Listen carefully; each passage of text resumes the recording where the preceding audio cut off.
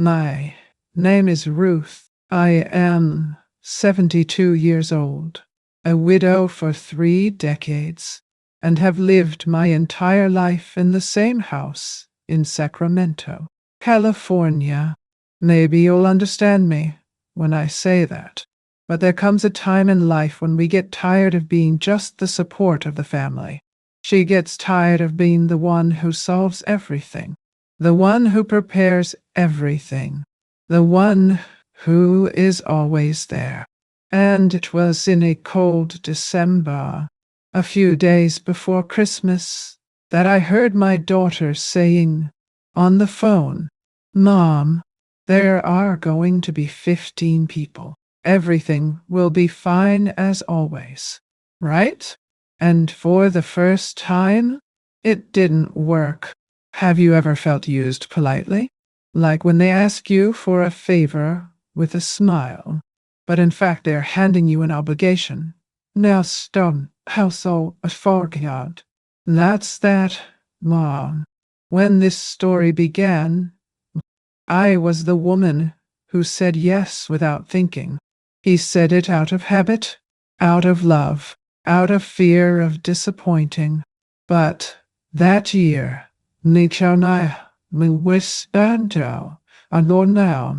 something inside me moved. In this video, I am going to tell you what happened when I decided that this would be my first Christmas on vacation. And what did my daughter do when she realized that, without me, her Christmas didn't exist? Because every woman who once said yes too much, you know the weight of a no. But before we dive into the heart of this story, I need you to know something. The phrase that came out of my mouth that day was said so calmly, but it had the effect of an earthquake on the family. You can bring your husband and his family. But this year, on vacation, I am so far away. You're in charge. On the other end of the line, Amanda thought it was a joke. She laughed. He thought it was another one of my end-of-year jokes. But when he realized that I was serious, she was speechless. And me? I just took a deep breath and let the silence do the rest. Because when a woman like me says no for the first time, the world around her is strange. But inside us, something finally settles down. If you're here with me right now, listening to this story, it's because you may have already felt it. The weight of doing everything and still being invisible. So, lazy time. Before I continue, let me ask you something. If this story touches your heart, give me a like. Subscribe here and stay with me until the end. It's not just a story. It's a part of my life that I'm opening, scar and all. And if you've ever experienced something similar, so we will understand each other well. That morning, the phone rang while I was still finishing my coffee. It was Amanda. Whenever she calls early like this, I already know that urgently wrapped gift comes. I answered with that good morning dragged, and before I said any other word, when she was already speaking, Mom, it's all right for Christmas now, right? I've already talked to Tyler and his mother. Let's all go there, as always. This year, his brother is coming with his wife and 2 children. And his parents too. Basic Quinzina. See? We arrive on the 23rd. I was silent for a few seconds. It was no surprise. Every year it was like this. But at that moment, oh, it seems that the world turned slowly and stopped in the middle of my kitchen.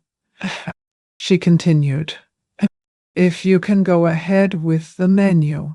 Oh, remember that Tyler's father is allergic to shrimp, right? And Georgia, his sister-in-law, is now vegan. What? So I thought of making 3 main course options to please everyone. But of course, it's up to you. Mom, you always do everything so well. Did. I always did. For 28 consecutive Christmases. And another thing, she said in that soft tone of voice that I know so well. We're going to need an inflatable mattress in the office. Okay? The children sleep there. And if it's not too much to ask, see if you can fix that portable heater in the back room for George's daddy. He's kind of sensitive to cold. Wow, what a show. Every word of hers was as if someone put another heavy bag in my arms. And all this with a smile in her voice. I tried to say something. I wanted to tell you that my back has hurt, that this year has been tiring, that loneliness weighs more at the end of the day. But she talked nonstop. Oh, and the turkey. Mom, no one makes that stuffed turkey like you. I even tried last year. How? Remember, it was dry. Everyone commented, you have to do it. See? Well, no. I was there. Oh, no. I'd miss you on the other end of the line, taking a deep breath, shrinking inside. Wow, as if I didn't fit there anymore. She said, thank you, before hanging up. He didn't even ask if I wanted to. He just took it for granted. I stood with phone in my hand for a while. I looked at my house, the room where they were going to invade with suitcases and voices, the kitchen where I no longer have the strength to stand all day, the back room where she wanted a gentleman I had never seen in my life to sleep. And it was there, in that silence that only exists when we realize that we are invisible, that I realized that was not an invitation. It was a call. Les Adjato and I'll, a dough wrapped with a bow of your wonderful. They don't come to me. They come for the structure, for the food, now, for the tradition. And me? I am the base. But they don't even see me anymore. I stopped at the kitchen door. The Christmas lights flickered in the window. I was always the one who prepared everything. But no one, well, no one at all, ever asked if I wanted to continue being that woman. It's funny how it takes us a long time to realize when we become an employee of our own family. No, there are things that we endure for love, but there are things that we only keep putting up with because we never had the courage to stop. And when courage appears, changes everything. I'm sorry to stop here just a second, but if you've ever felt this weight of being too useful and overheard, write to me in the comments. Just I've lived it, or it touched me, or even it's true, is enough for me to know that I'm not alone in this feeling. That morning, something in me began to crack, and it wasn't sadness. No, it was lucidity. What Amanda didn't know is that this Christmas would be different, and that the Ruth she thought she knew I was about to do something that no one expected. But before that, I was still going to swallow one more call, one last attempt by her to involve me in the old web, as always. And this time, mist. Silence was my answer. I hung up the phone slowly, now there, as if the sound of the click could wake up some part of me that I no longer wanted to hear. My hands were shaking, but it wasn't anger. It was tiredness, an old, deep, soulful tiredness. I walked through the house in silence. My feet felt too heavy, as if each step carried all the Christmases I've ever lived. Alone, even surrounded by people. I passed by Henry's armchair. My husband, it was there, the same way he left it before he left. It's been 30 years, but I've never changed. I sat there many times after he left, trying to understand how to be a mother, a woman, a worker, and a widow, all at the same time. On the side of the armchair, there is still the stool that the grandchildren used to climb up and reach me when they were little. Now, only testified. They don't even care anymore. I went to the kitchen.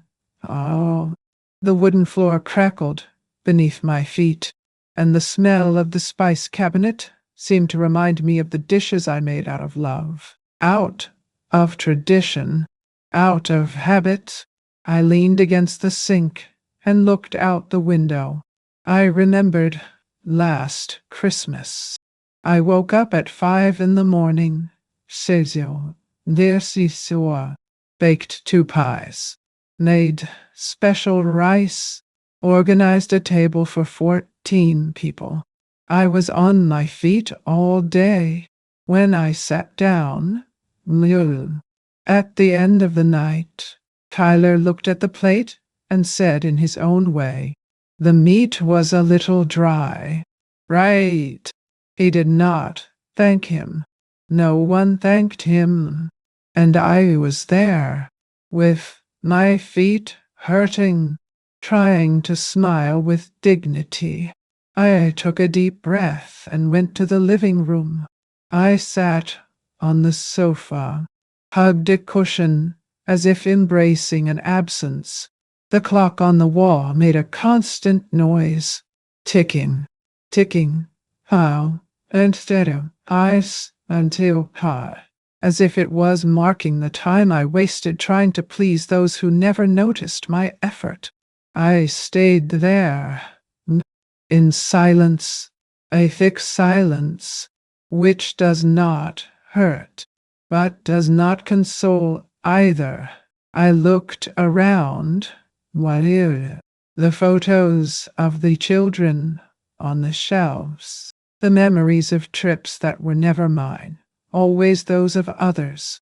I paid for everything: the first college, the first house, the births, the birthdays. Every bit of their happiness had a little bit of my renunciation. But do they know? Does Amanda remember the day I sold my car to pay for the down payment on her house? Or the month I didn't buy my medicines to help with the baby's layette? Do they see the woman I am? Or just the service I provide? That question hammered inside me. Do I exist beyond what I serve? It's hard to think about it after so many years. We spend our lives giving, thinking that one day this will come back somehow. But there are people who only learn to receive. And when we change, these people get scared. They don't want us. They want what we do for them. They're understood for on that couch, on that night without tears, without screaming. I began to understand that it was not an isolated case. It was not an exaggeration of mine. It was standard. Well, it was structure.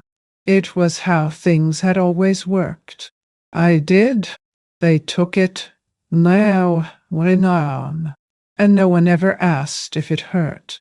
But in that silence, something inside me began to rise, not with fury, nor with revenge, but clearly. And clarity is sometimes stronger than anger, because it shows what we need to do. And what I did next, it was something that no one expected. Neither did Amanda. Neither did Tyler. Oh no, wow. Me neither. Anon. Ali called out and sort yourself. But were they ready for the answer I would give? Because I already was. And that's when everything started to change. 2 days after that call, the phone rang again. It was Amanda again, with that cheerful tone she uses when she's made all the decisions for me and just wants to communicate. Hi, Mom. So, I'm Epon. Just to update you. I talked to everyone and everything is fine. Okay. Oh, I need to give you a few quick things. I sat slowly in Henry's armchair. Took a deep breath and listened. Tyler now doesn't eat onions anymore. Remember? It's bad for his stomach. His mother has a digestion problem. So, nothing with gluten. His brother became a radical vegan now. So, we need a special option for him. And Sophie, George's daughter, they is drinking French wine. It just accepts that white from Oregon. That label you bought last year. She loved it. I listened to everything with the phone resting on my shoulder and my eyes fixed on the living room wall. Amanda continued, as if she were passing a grocery list. No. Me. And another thing. The living room sofa can become a bed for the boys. Right. You always arrange everything so well. Mom, I'm counting on you. It's going to be beautiful. As always, breathed. This time, I let the silence last. When she realized, she asked, "Are you there, Mom?" "Mom," I replied calmly, without raising my voice, without changing my tone.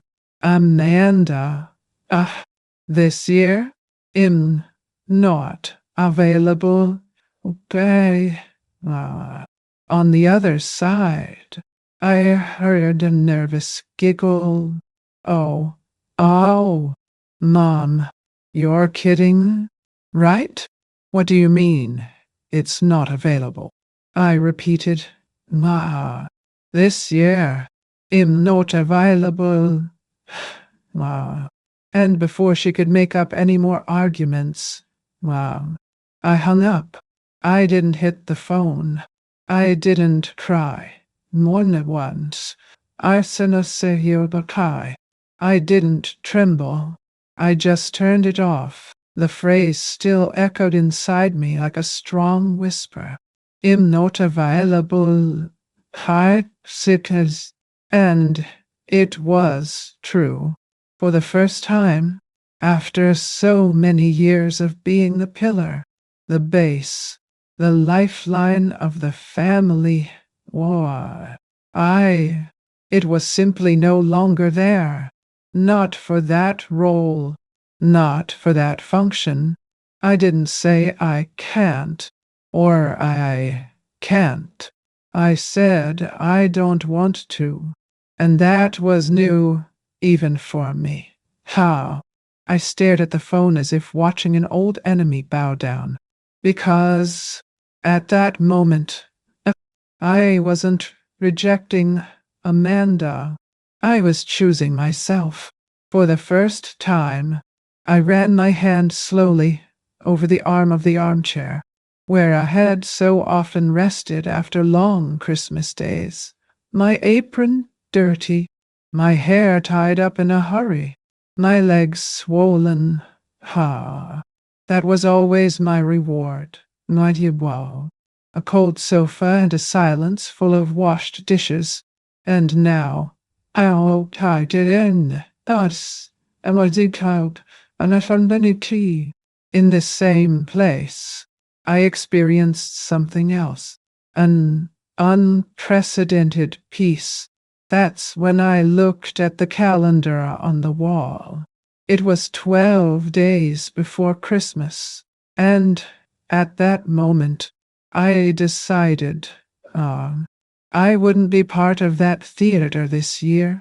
But if I was going to leave the scene, so I needed a plan.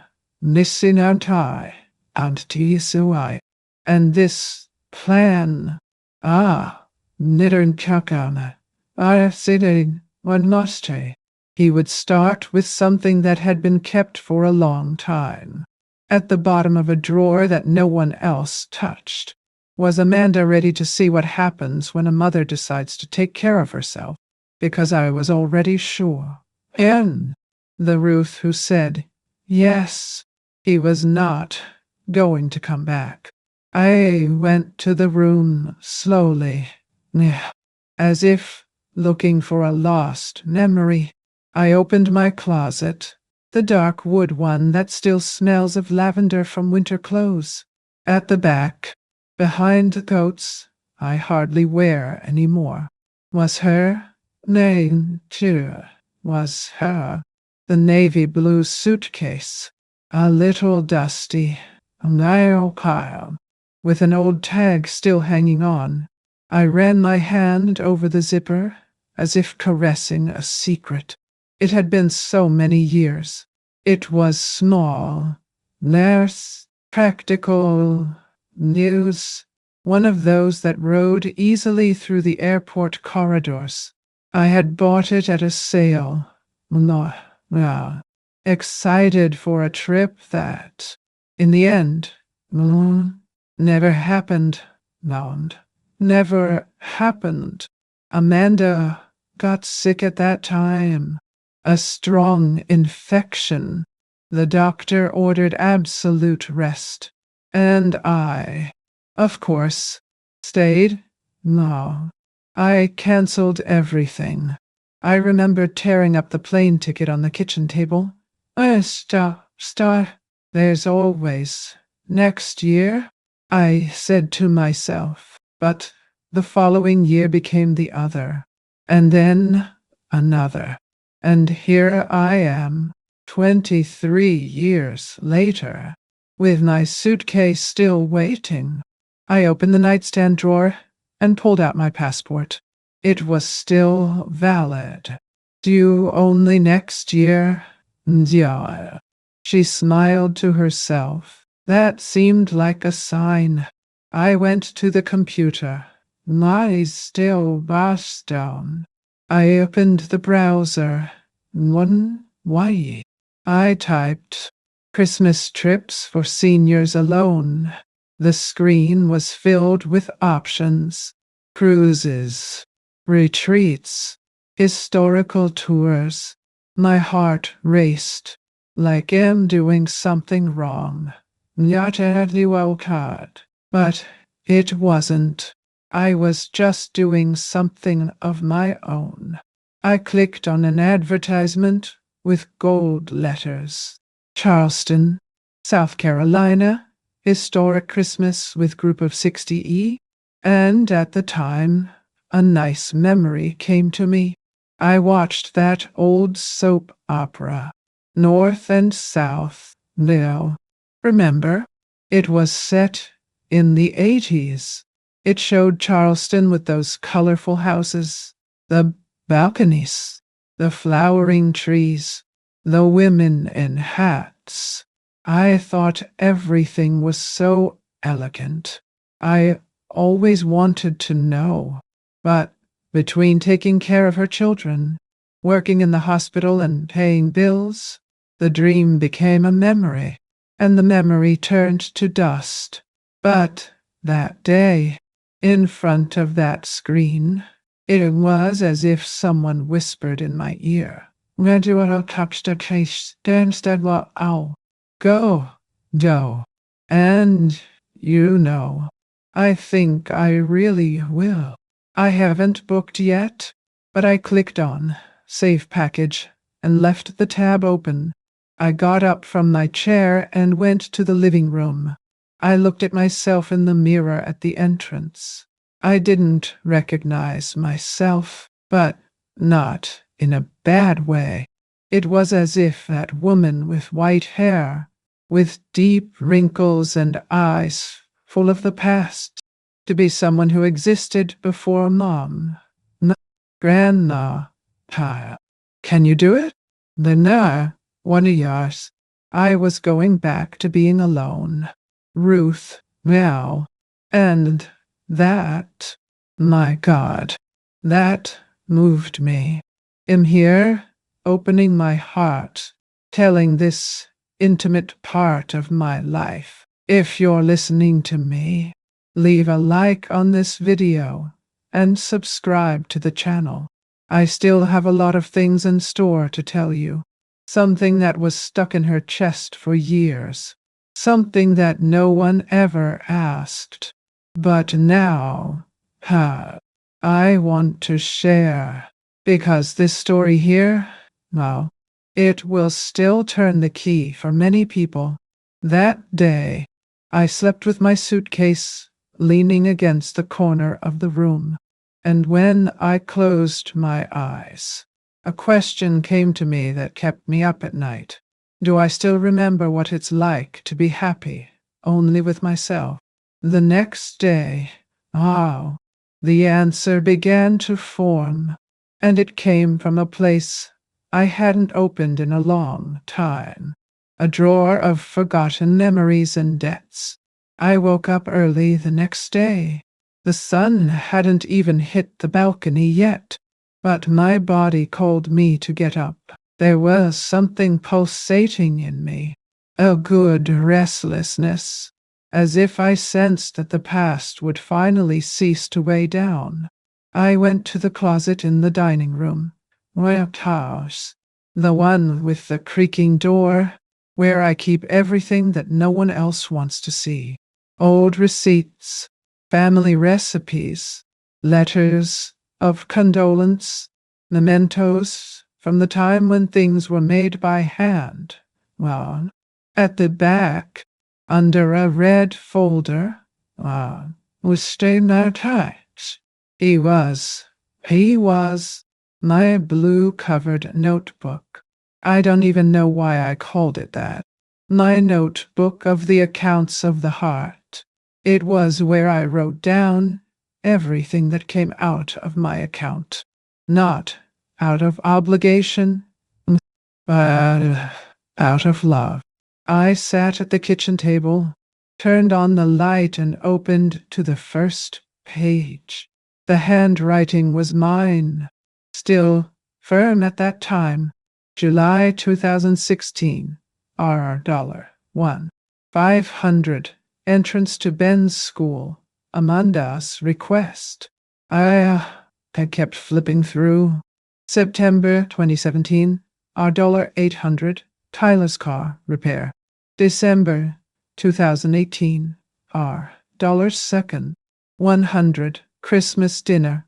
I bought everything myself. It was like this. A long list of small leaks from my pocket. Each line was a gesture of affection that, deep down, was expensive for me. In all these years, Amanda never asked me if I could.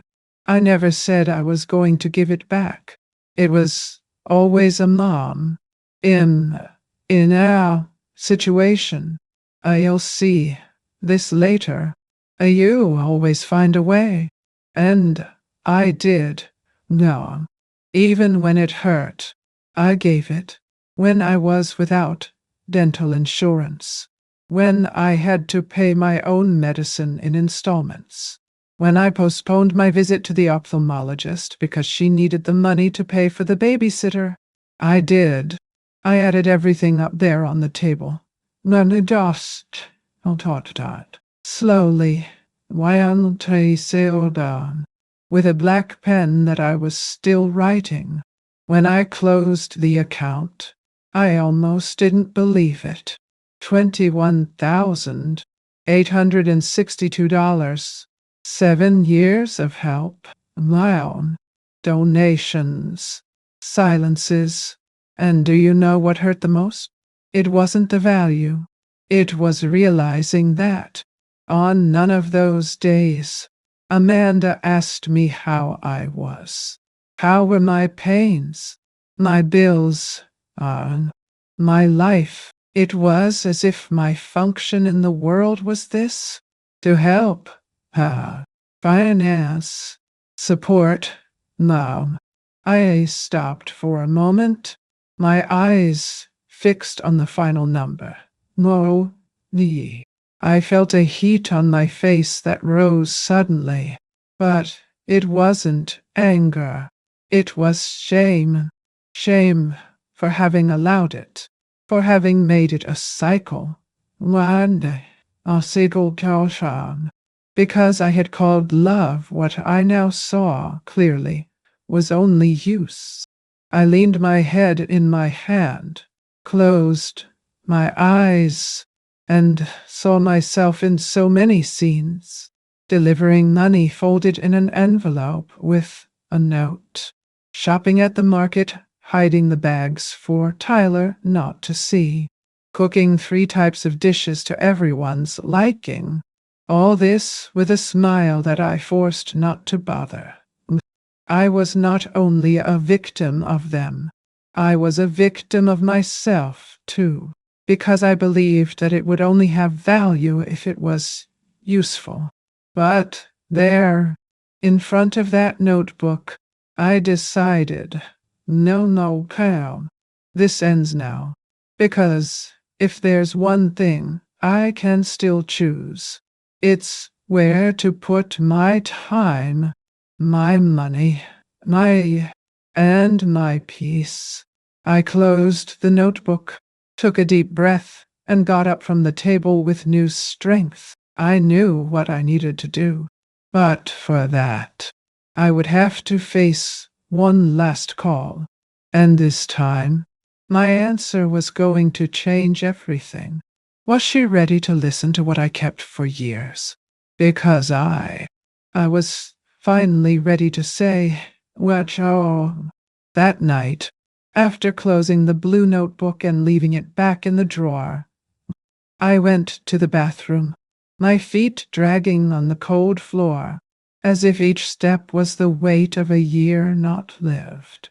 I locked the door, stood there, in front of the mirror, looking at that woman who was looking back at me, so similar to me, and at the same time, so distant from who I was. The yellowish light trembled a little, but no more than my chest. I rested my hands on the sink and stared at my reflection. The wrinkled face, the sunken eyes, the neck marked by time. And yet, I still looked for in her the woman who once danced barefoot in the garden, in a flowered dress, with Henry holding my face as if I were the whole world. I looked for the mother who spent late nights cooling a child's fever with a damp cloth, the woman who sold pies in the neighborhood to pay for Amanda's school uniform, the one who took double duty at the hospital and then came home, cooked, washed clothes, read stories before going to sleep, and kind to sleep, as if it were normal to be everything at the same time. But there, in that mirror, What I saw was a woman who learned to suffer in silence, and maybe that was my biggest mistake, because those who suffer in silence teach others not to ask if it hurts. I rested my forehead against the mirror and closed my eyes. Amanda's day of delivery came to mind. I was scared, alone in the waiting room, my hands sweating. Oh, when I heard her first cry, I cried together, Lisa, and promised myself that I would do everything for that girl to never feel afraid. And I complied. But no one ever asked me who protected me, who listened to me, who hugged me in the early hours that I cried softly, so as not to wake anyone up. Now, Huckstay. A tear flowed and fell straight to my lip, salty, but only her. Anti kaus had on Chesario, our water come at Trulen. No others came, because I'm not one to collapse any more. No, I am only sorry. I am only sorry. A quiet lament, which only those who have loved too much and have been forgotten understand. I sat slowly on the toilet lid, with the towel folded in my lap. And there, in that silence that only the bathroom knows, I allowed myself to feel what I never let out. It wasn't just sadness. It was an ancestral loneliness, a lack of recognition that corroded me little by little. And look, if you've come this far listening to me, don't let go of my hand now, because what comes after that moment is what really turned the key to my story. What I experienced in the following days, no one will forget. I wiped my face, took a deep breath, and stood up. I looked in the mirror again and said quietly, "It's over, Kai." It wasn't drama, Yuan. It was a decision. I left the light off and left the bathroom as if I were coming out of a morning. And that morning, lying in bed with my body still tense, I made the decision that I was going to change everything. And for that, I needed a conversation. Cold, direct, one that Amanda never imagined she would have with me. But before that, I would receive an unexpected visitor, one that would test whether my courage was really real. I woke up before the sun. The sky was still pale, that blue hue that only appears when the world is still silent. I made my coffee calmly, the way I like it, passed through a cloth strainer, strong and with a pinch of cinnamon. No. I sat at the kitchen table with the hot cup in my hands and stared at the Christmas tree in the corner of the living room.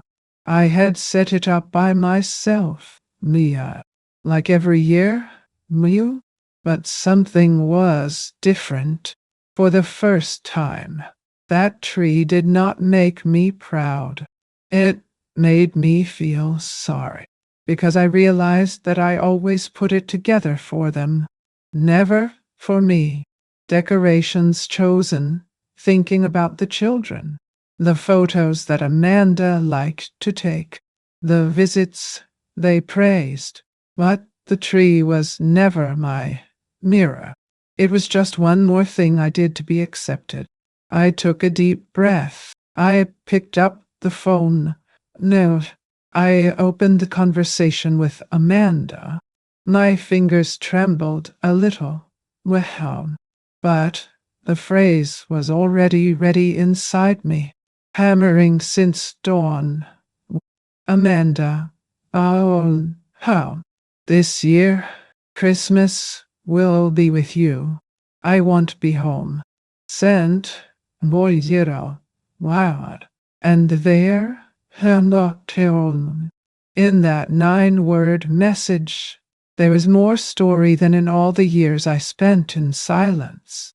I got up, washed the cup, wiped it with the self-embroidered tea towel, and went to the bedroom. I took the notebook where I wrote down the agency's data. Called. The attendant answered in a sweet voice. Charleston Holiday Tours. Good morning. And I, in a firm voice, replied, Oh, what in anti-face I want to confirm my reservation. Departure on December 22nd, return on January 3rd. She confirmed everything. Full name, Ruth Eleanor Sanders. No. Why did you cow? Credit card in your name? Yes. When I hung up, such a great peace invaded me that it seemed like a lie. I had done it. I had bought my freedom. After 30 years. That would be the first Christmas I would not spend at my house, surrounded by requests, tasks, and expectations. It would be my Christmas. And you know what's most curious? I wasn't excited like a child, nor euphoric like someone who received a gift. I was serene, because it was not an escape. It was a reunion. I stood in the bedroom doorway. When I came out of town, I stood in the bedroom doorway, looking at the world outside slowly clearing through the window. And then I thought, no, how many times do we turn off, thinking that we are enlightening others? How many times do we empty ourselves, smiling,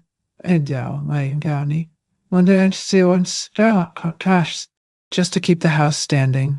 If you're listening to me, have already felt that. If at any point in your life you realized that you were doing everything for everyone and nothing for you, right here in the comments, it can be a now. I know how it is. Or I understand you.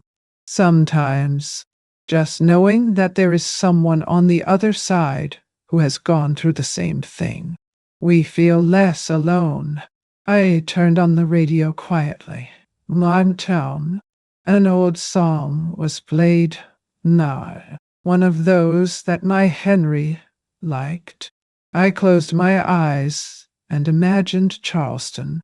The narrow streets, the balconies, the light wind passing between the old buildings. I imagined myself walking unhurriedly, carrying nothing, no bag, no tray, no obligation. Wow, only myself. I still didn't know how Amanda was going to react, but I knew that, whatever the answer, Wayne, Bonty Brown, would look her face well. She would not change my decision anymore. But what I didn't expect was what would come later. Because sometimes, when we change, the ones who are most bothered are not those who hurt us, but those who have always counted on our absence of voice. And that's when the phone rang. Wow. And I knew right away that her Christmas, it was about to collapse. The phone started ringing before 9 in the morning. The first time in the show. Wow. I let it play. I was putting on lipstick in front of the mirror, choosing between an old shade of pink or that dark wine I wore to my cousin's wedding in 1992. It had been a long time since I dressed up for myself, just for me.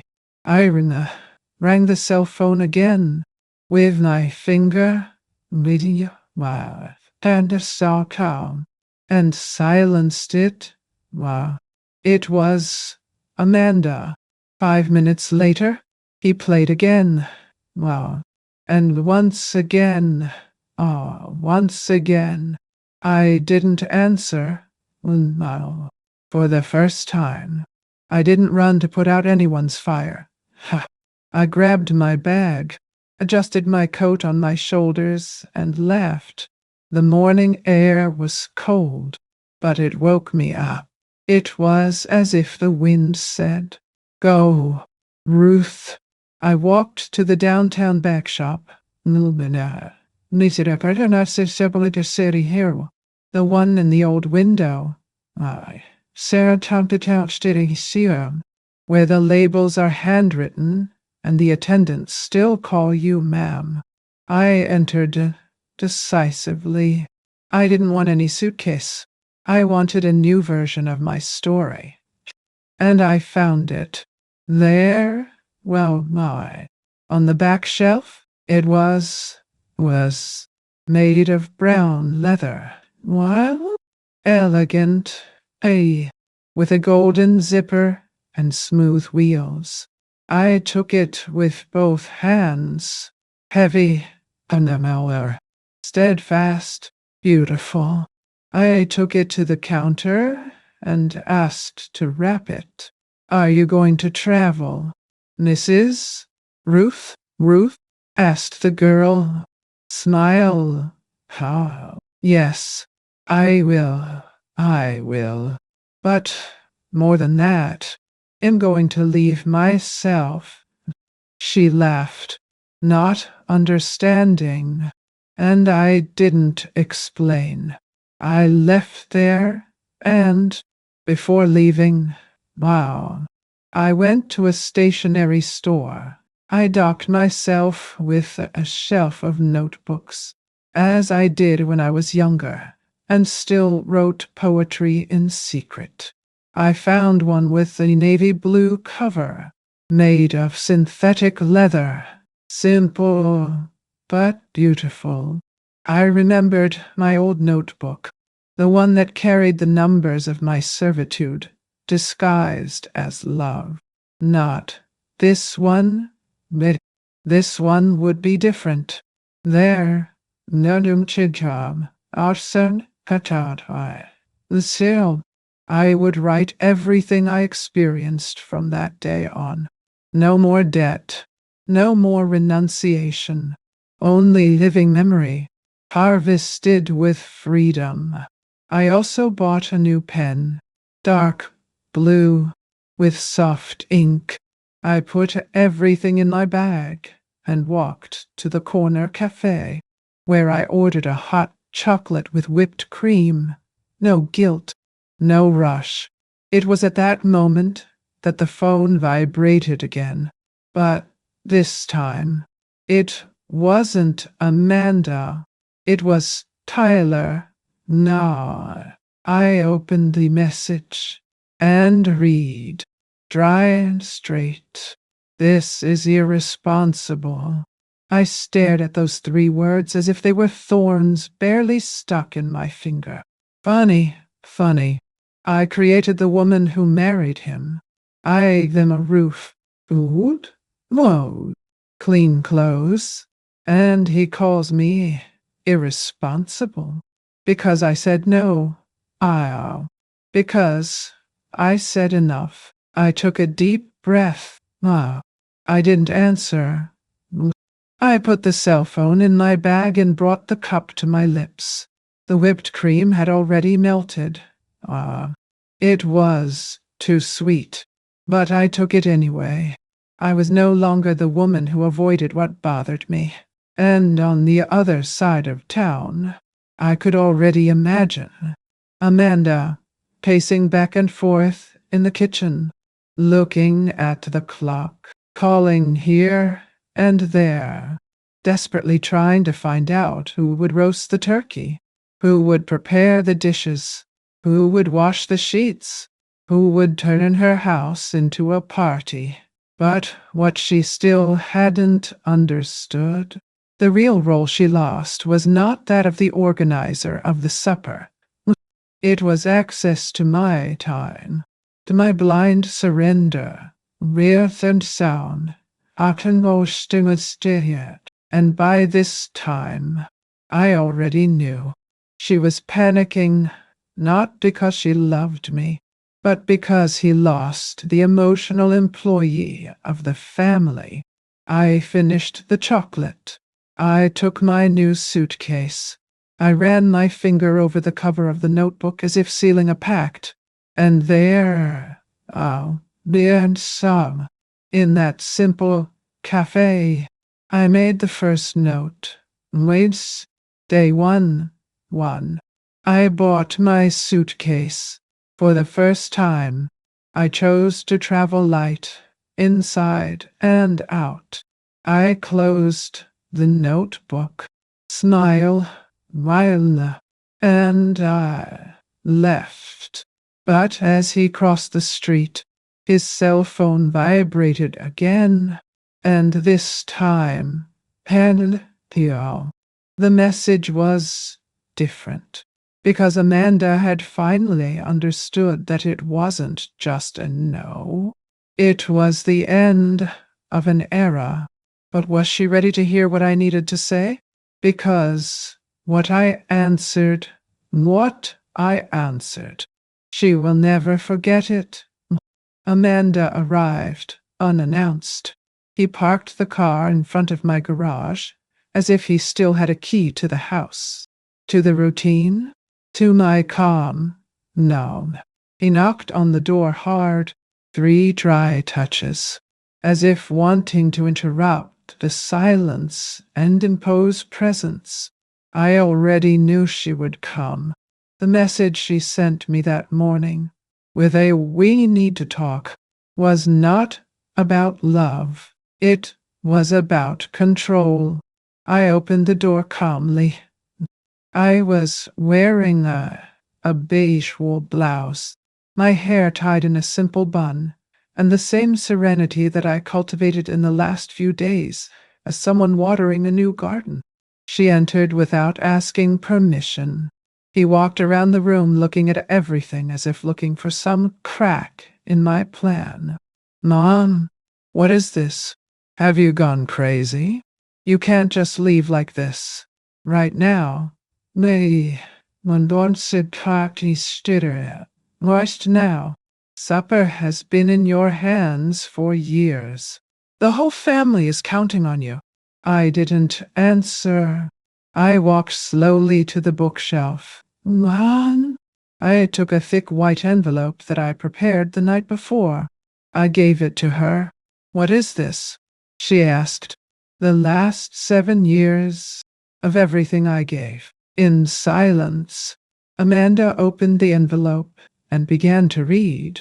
A printed paper with clear lines, dates, values, observations, help with the car, the children's school, the heater repair, Sophie's medicines, the holiday shopping, the lunches paid for on the credit card that were never refunded.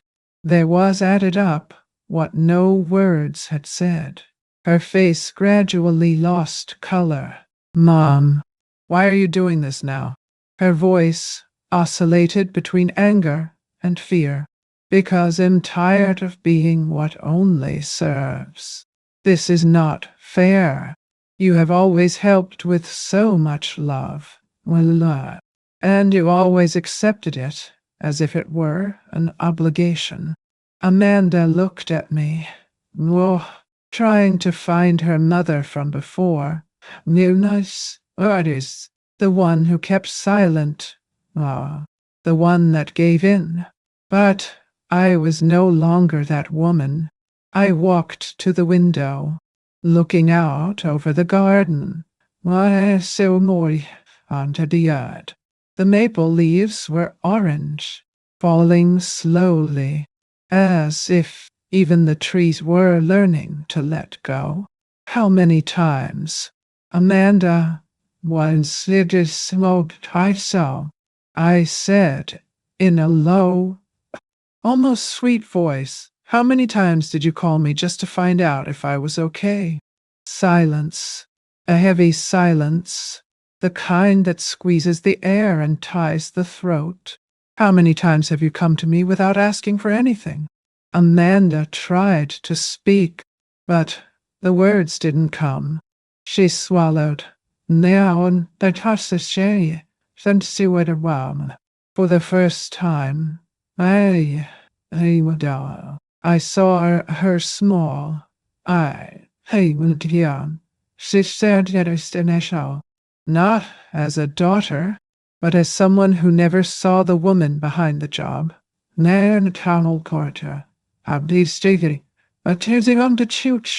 I didn't raise my voice. I didn't point the finger. I didn't dramatize. Because when the truth is whole, it doesn't need to scream. You think I'm being selfish because I chose to spend Christmas with me. But for 30 years, I chose to spend all the others with you, including the ones where I just wanted to sleep quietly. Amanda lowered her eyes. I didn't know, he whispered.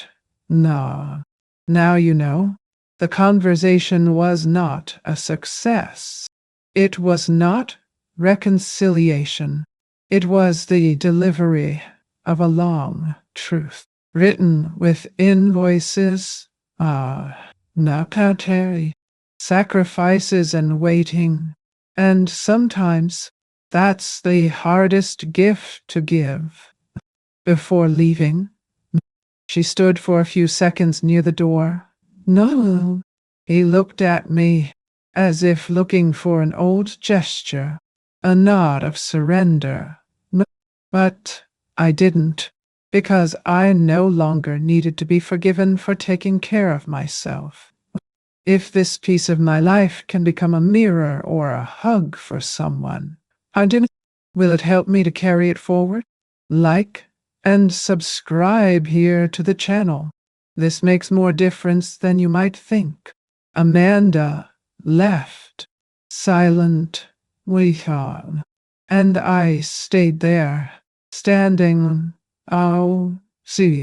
with the proof envelope emptied, but with my soul filled with something new, something that even I didn't know the name yet.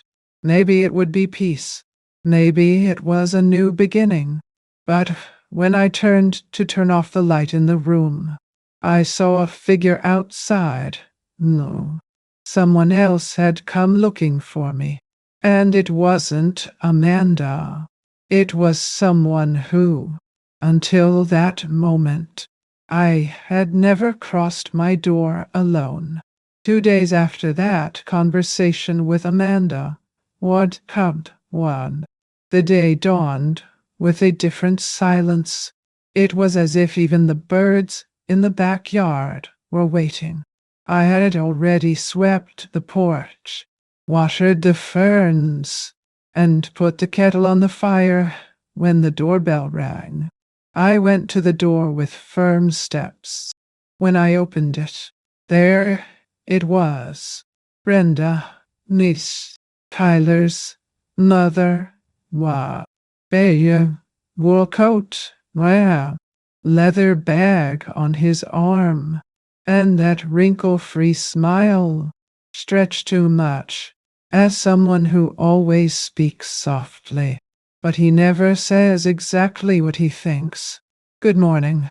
Ruth, she said, as if it were a casual visitor. Can I come in for a minute? I opened the door.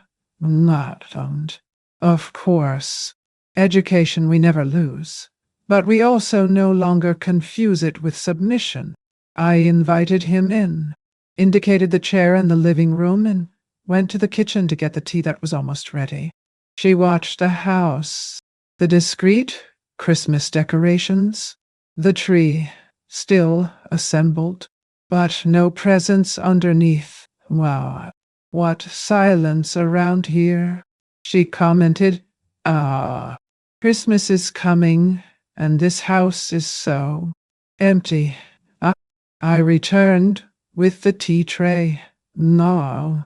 Poured the cup with care and replied calmly, "Why? Peace sometimes seems like silence to those who are used to noise." She smiled, embarrassed. He stirred the tea without drinking it. "Amanda told me that you decided not to do Christmas this year." I confess that everyone was surprised. Tyler, especially. Oh, it's weird. No, you know, the tradition has always been here. Near so uncondo. No, you do everything with so much love. Ah, a Christmas without you will be, well, weird. I looked at her with affection, but firmly. Maybe now is the time for you to learn how to make your own Christmas. Brenda arched her eyebrows. Was you staying? Lord salty night tone, as if being slapped with a kid glove on. Ruth, forgive me, but no. It seems like you're hurt. You've always been so helpful, so involved with family. What happened? I took a sip of my tea before answering. It happened that I realized that, for many years, I was confused by the role I was given. I thought that my presence was only worth it if it was accompanied by a running oven, a clean towel, and a tired smile. But now I know that my existence no longer needs to be validated by the role I perform for others. Brenda was silent. Nay, I wanted that. Wow. For the first time, that superior gaze of hers trembled a little. You? It doesn't look the same anymore, she said. Shh. Quietly. I smiled. Nay, a true, light smile from within. Thank God. Because it really wasn't the woman she knew, who quietly accepted the role of handyman, of servant with a bow in her hair and a hot platter in her hand, was left behind. Now, it was just Ruth, and Ruth was learning to exist without permission. No, new. There are moments in life when we realize that we have spent decades waiting for recognition from those who never had time to really look at us. And when that penny drops, we change the pace, change the tone, even change the taste of the coffee. Like you, if you've been listening to me this far, I'll tell you one town. Keep going, because what comes after this visit will move even deeper. I got up, took the tea tray back to the kitchen. When I returned, Brenda was already at the door. Well, I hope you regret it in time, she said before leaving. And I, looking into her eyes, just replied, I hope you learn in time. I closed the door gently, took a deep breath, and went to my new notebook. I wrote, Day 3. Today I sat at the table with those who expected my obedience, and I served freedom. I put the pen away and leaned my head against the armchair. The clock was 3 in the afternoon, and at that same time, Joseph too. Life was preparing a new visitor for me, one that, for many years, I had not crossed my door or my heart, and that now was so clear. It came with words I never imagined I would hear. The next few days came like icy waves in a winter that I thought I had already endured in its entirety. The messages began on Monday afternoon, one after the other, as if Amanda had pressed a button in desperation.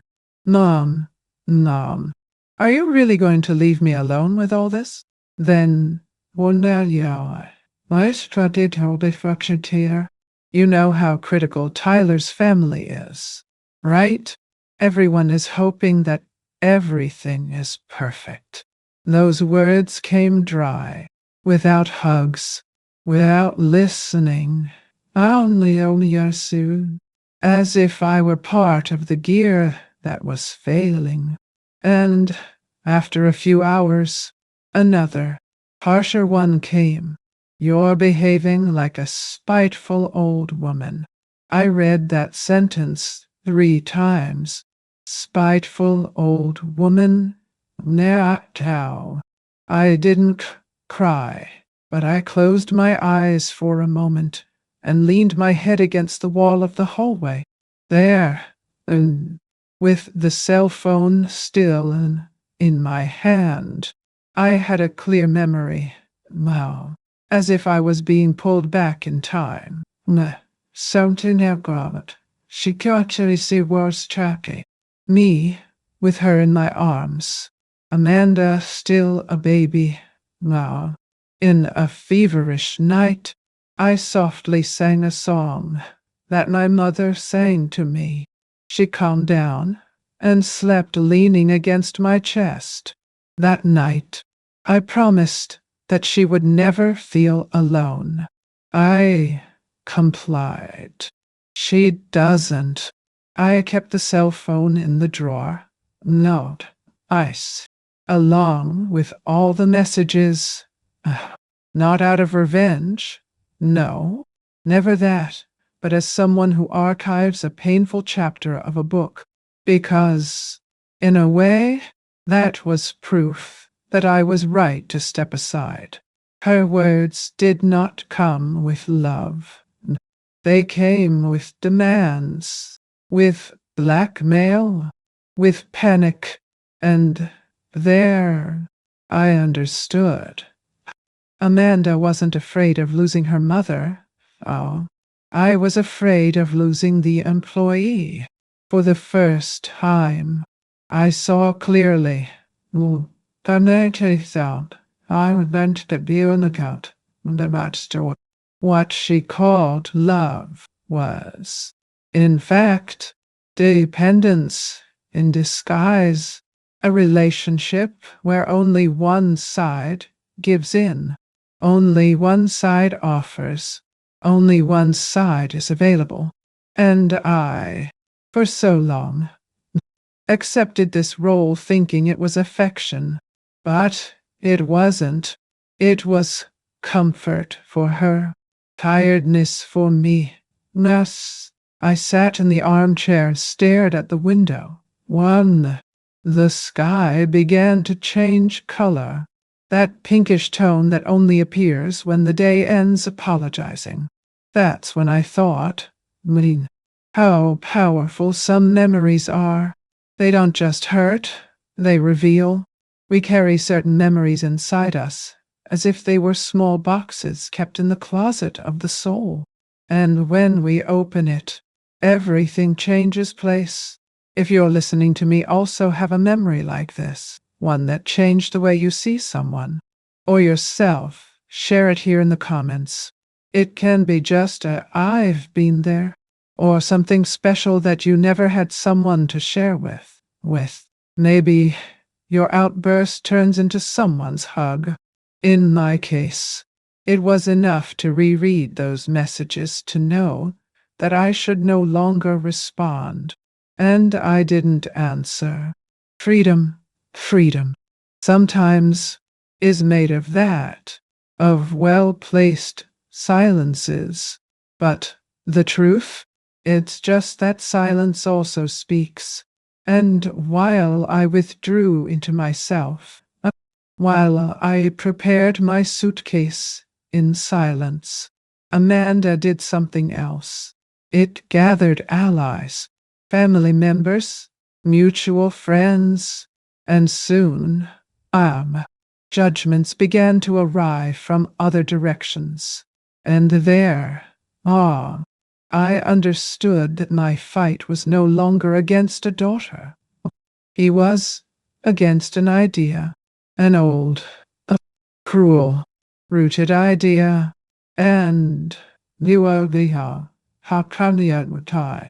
Incredible it may seem, she would come knocking on my door in the form of someone I never expected to hear criticize me. Someone of my blood. On the eve of my trip, no.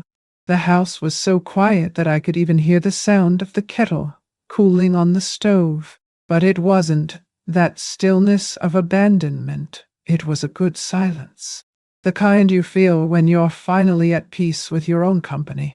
I walked to the kitchen and, for the first time in many years, decided to prepare a special dinner just for me. It was no one's celebration. It wasn't a grandson's birthday, nor a Christmas dinner for 15 guests. It was a dinner of mine. For me. For me. I separated the salmon fillet, seasoned it with lemon, rosemary, and that drizzle of olive oil that I only used when I had visitors. I cut the vegetables with care, cooked slowly, with soft music playing on the radio. With each movement, I felt as if I were washing away the fatigue accumulated in my bones. I put the white tablecloth on the table, the linen napkins that I kept for special occasions, and even a flower vase that I bought at the last minute at the fair. I opened a bottle of wine, yes, for myself, and filled the glass halfway, as elegance dictates. It was not a luxury ritual. It was a reunion. I sat alone at the table, looked at that colorfully beautiful plate, and felt like thanking them, not to anyone in particular, but to me, to that woman who endured so much in silence, who went through dawns of fever, Sundays of loneliness, parties that she prepared without being called to dance. And there she was, celebrating herself without an audience. I took my little blue notebook and wrote, Day 6, today. I celebrated myself. I closed my eyes for a moment and let the taste of the wine rest on my tongue. I didn't need a witness. I was enough. After dinner, after dinner, I left the dishes in the sink, put on another song, that old Nat King Cole song Henry loved, and started dancing slowly around the room. Just me, my steps, and that memory of who I once was. The light of the lamp softly illuminated the carpet, and my feet moved as if they were finally allowed to tread wherever they wanted. I didn't dance like someone who is alone. I danced like someone who is whole. You know, we spend so much time trying to fit into other people's lives that we forget to build a corner where only we can fit. And at that moment, it was as if every bit of me said, We've made it home. But it was when the music ended and the radio went silent that I heard something that made me stop. A car braked in front of my house. Lights in the garden. And soon after, 3 knocks on the door. A familiar rhythm. An old way of hitting. And before I even opened it, my heart recognized it. It was my son, Mark.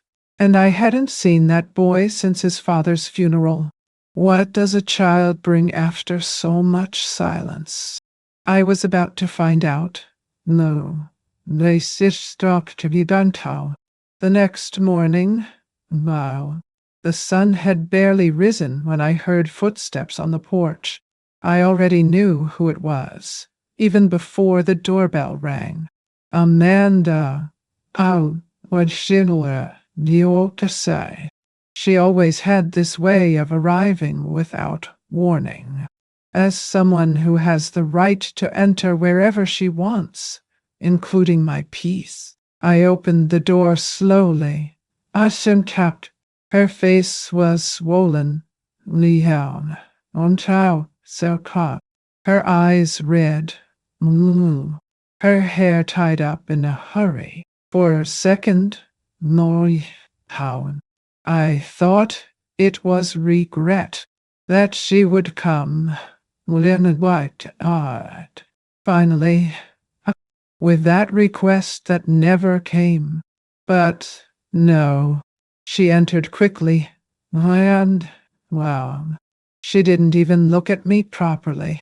He went straight to the living room, threw his bag on the sofa, and blurted out, "Are you really going to travel? Are you really going to leave me with everything on my back?" I took a deep breath. I walked to the window chair and sat down calmly. "Well now, Amanda, I've carried you for 42 Christmases. You can carry that one." She stood still, as if waiting for me to get up. What? To retract myself, to go back to being the woman who always lowered her head. But I didn't move. "You're finding yourself. Mom, the holy wound is being found. But do you know what it looks like? That you became bitter, that he no longer wants to be part of the family." Her voice was full of anger, but it was a desperate rage of someone who had lost control of her favorite toy. And I, looking at her there, so adult in body and so childish in demands, understood once and for all. Man said I, a phonocoptic. My absence wasn't hurting because she loved me. It was hurting because she needed my service, of my time, of my availability. I stood up, and I went to the room, got my suitcase ready. It was light, outside and inside. I passed through the room without saying anything else, without shouting, without justifying myself. And there, out there, at the front door, I looked into the eyes of the daughter I raised with so much zeal, and said only, "Well, I'm going to live, bound. I didn't account, Amanda. And that's not against you. It's in favor of me." I walked through the door and locked behind me. I didn't hit. I didn't make a scene. I just let the sound of the latch end what needed to be closed. Outside, the wind was cold, but it didn't bother me. I walked to the taxi that was already waiting at the gate. When I entered, I looked in the rearview mirror. Amanda was still at the window, but now she was no longer the one who decided my Christmases. And what happened in Charleston? It was more than a trip, It was a new beginning, and a surprise awaited me there, one that not even in my wildest dreams I would have imagined. The Sacramento airport has never looked so beautiful to me. Maybe because this time I wasn't there to pick anyone up, nor to say goodbye crying to someone who was leaving. I was the one who was going to leave, and not to run away, but to arrive. My navy blue coat was over my shoulders like a hug that I gave myself. It was the one that was kept in the closet for years, with the tag still attached, because I thought it was not my face. Well, now it was, and my suitcase, brand new, followed me like a silent companion of freedom. I walked to the boarding gate with a firm step. But my heart was the one that ran. I sat by the window, watching the planes take off and land, as if each one carried an untold story. It was then that he sat next to me, a dark-skinned gentleman. Ow, thin glasses and an easy smile. First time flying at Christmas, he asked. I smiled back. First time flying by me. He laughed. His name was Walter. Went Walter. Retired from the Navy. Widowed. With 2 children who remember him on his birthday. When they remember, we talked as if we already knew each other from other winters. We talk about Charleston, about old movies, about the taste of silence when it is chosen and not imposed. At one point, he said, you know, Ruth, we spend so much time being other people's ports that we forget that we can also sail. And that stayed in me like seed on wet soil. There are things that we live and keep, but maybe by telling, we help another heart to breathe. Like this video and sign up. And let's make this story reach those who need it. On the plane, I sat by the window. Walter, until, by coincidence or fate, stayed by my side. No happened well. As the plane began to move, I closed my eyes for a moment. I didn't ask for protection. I didn't ask for anything. I just thanked him because, for the first time in years, I wasn't leaving a place. I was going to meet me. Charleston was waiting for me. And with it, why, something that I could not yet name, but that, deep down, I felt, this trip would still bring an answer that I did not know I needed. Christmas Eve arrived in Charleston with a clear sky and a cool breeze that passed through the hair as if caressing slowly. But the story I'm going to tell you now didn't happen there. It happened miles away, in that same house where for years lights were turned on. Turkeys were roasted and laughter was heard that, I know today, was not always sincere. Amanda tried. I don't doubt that. He bought everything ready-made, packaged turkey, industrialized sides, wine from the middle shelf, not the one from the top, which I used to choose. He told everyone that this year was going to be different, more practical, but the truth is that different is not always better. Tyler became impatient early in the morning. He said that the wine was hot, that the table was soulless, and that the food looked like a hospital. His parents looked at each other. Nanchil, no bobo, whispered, no. The sister, the one who demanded vegan food, arrived late and complained about the smell of meat. The nephews ran around the room as if there were no limits. And no one had the courage to say no. No. Brenda tried to help, brought some last-minute platters, but Amanda was too tense to thank her. The house, once full of smells and affection, was now just noise and demand. In the middle of the room, in front of that hastily set table, Amanda stopped. His hands trembled.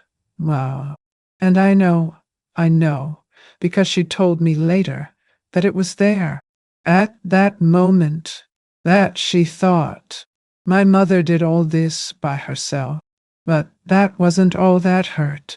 It was looking at the empty sofa, that little corner near the tree, where I always sat after serving everyone, with a small plate on my lap and my feet covered by a blanket that no one remembered to offer me. There, Leo wound, in that emptiness, she saw what she didn't want to see before.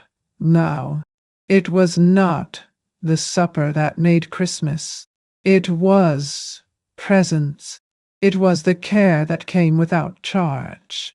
It was silence that welcomed. Dinner ended early. My sick, well, nobody wanted dessert. The music was turned off. The gifts were opened in a hurry, not as if everything there just needed to end. Tyler slept on the couch before 10. Amanda went upstairs to the room with her eyes downcast.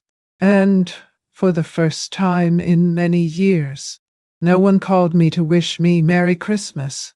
And you know I didn't miss it. Because as they learned to taste absence, I felt, for the first time, the full taste of my presence. There, in Charleston, I walked through the central square with Walter. We saw the lights decorating the colonial balconies. We heard a church choir singing Silent Night. And when he offered me his arm, what are not kosher to do, I accepted without fear.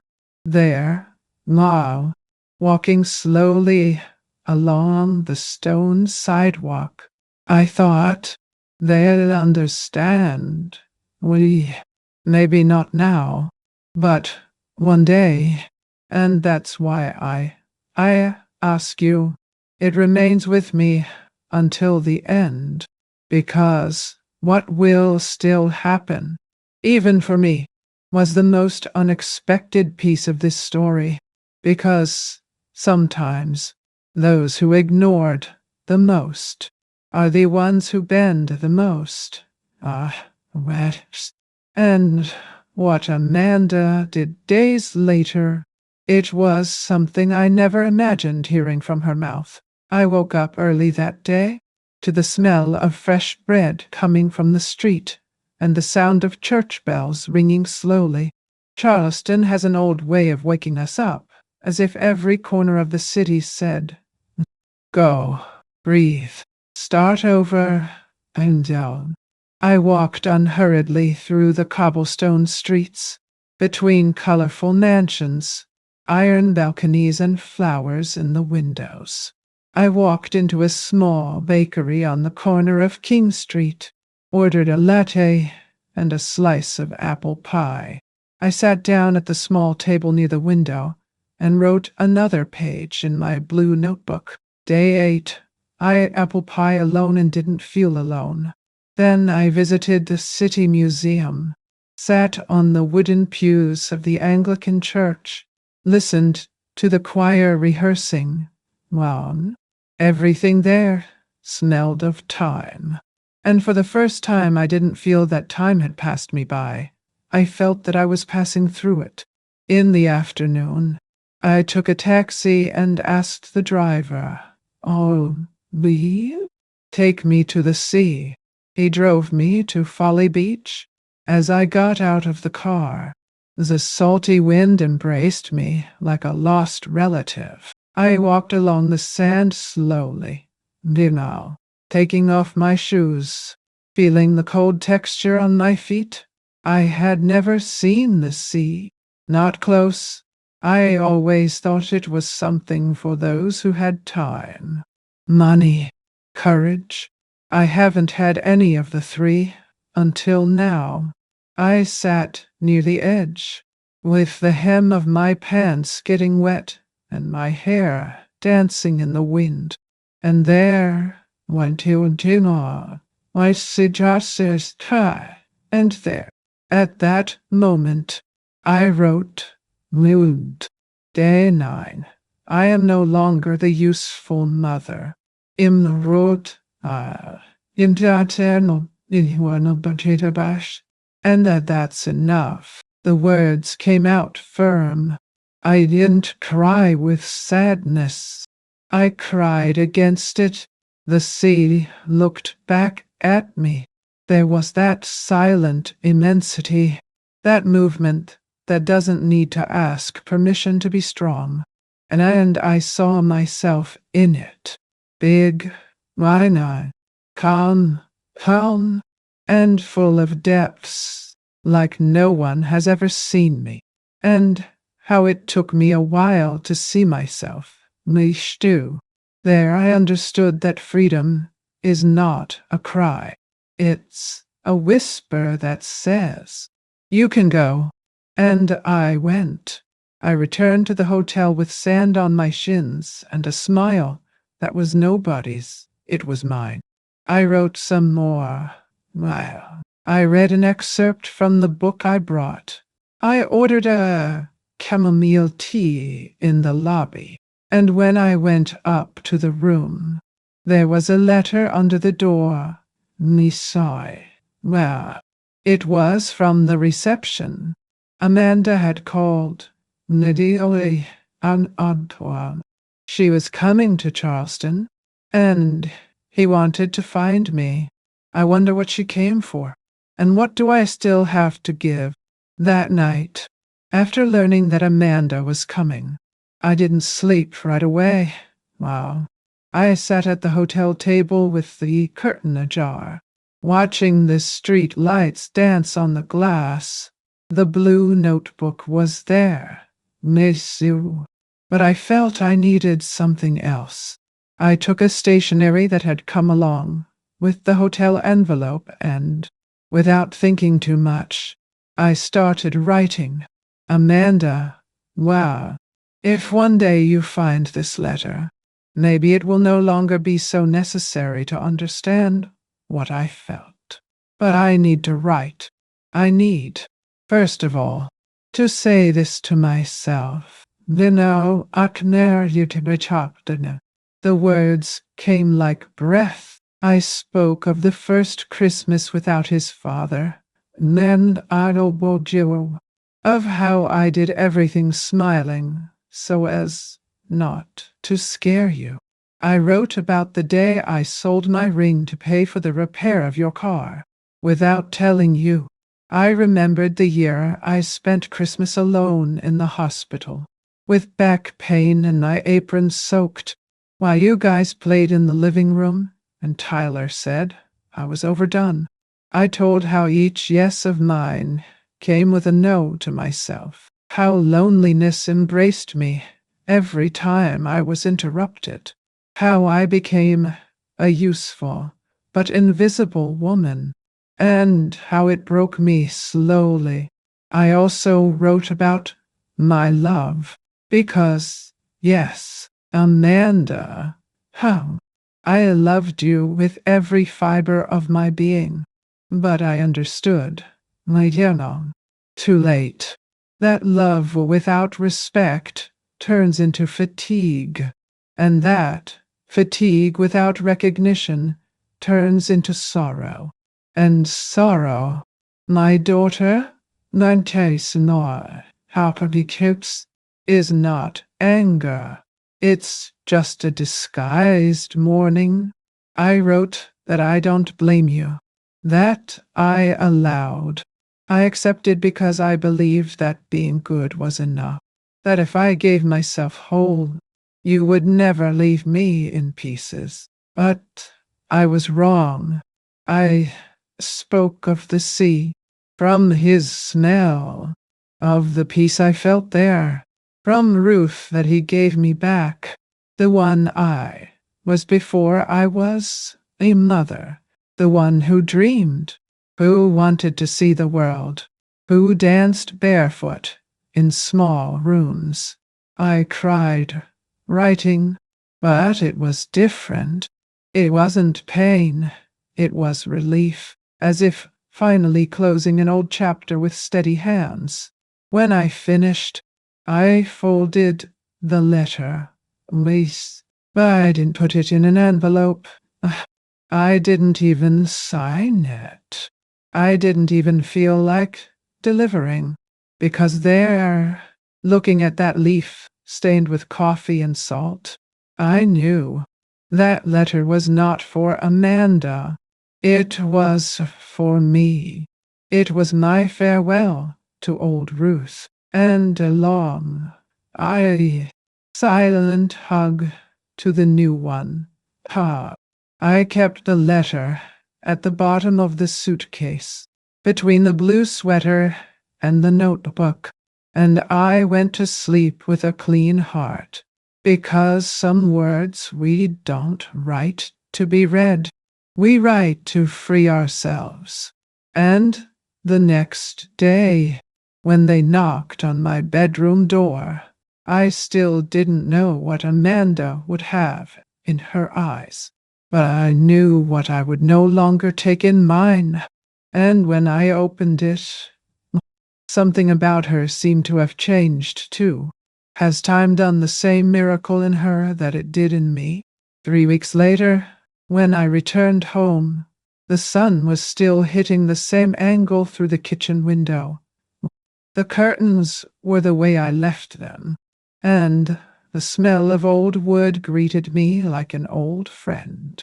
There were no flowers waiting for me, no notes, no voices at the door, but in that silence there was something new. Peace. I hung a few photos from the trip on the living room wall. Me and Walter laughing, with an umbrella turned by the wind. Charleston Beach at dusk. Mom. The blue notebook open with a cup next to it. I placed a frame on the shelf with a phrase I wrote on the return flight. I was good. I was forgotten. Now, I'm free. Amanda called me in the late afternoon. When I sing Lawyer Duton, her voice sounded different, lower, almost shy. He didn't ask for anything. He just asked how I was. I answered calmly. I told a little about the trip, the sea, the almond tea I drank in a hidden cafe. She listened. Oh, but this time I didn't offer more than I should, because today I understand. Love is not blind sacrifice. It is exchange with respect, and respect starts when we see ourselves. As I pulled my suitcase to the corner of the room, I looked around and whispered, just to myself. This Christmas was the first one I gave myself a gift. Myself, why? Today, I am a woman who came back different, not out of hurt, but because, finally, no, Sikau, I met myself, doubt. And look, it took a while, but it is never too late. I learned that silence can be a prison, but it can also be shelter. That serving too much without being seen is not kindness. It is erasure, and that we can and should choose ourselves, even if no one understands it at first. If this story touched you in any way, if it ignited something inside you, I want to thank you from the bottom of my heart for having accompanied me here. His presence, even if on the other side of the screen, kept me company. If you can, leave a like. It is like a silent hug that helps this channel to follow. And if you want to come back for another coffee and listen to another story that life has taught me over time, sign up here. It's like leaving the kettle on the fire again. And tell me in the comments, where are you watching from? Which city? And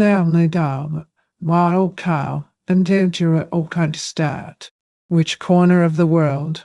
I'll love to know who I shared this piece of my soul with. And it activates the bell. Okay? That way you don't lose when the coffee is brewed again. Now, Naum. Wow. Don't go away yet. Listen to the next true story that will appear on the screen. Always remember, when you're niece, each wrinkle tells a story. Nisahum. And each story carries a strength. Watch the next video here on the channel with another incredible story. Anon. Calmness.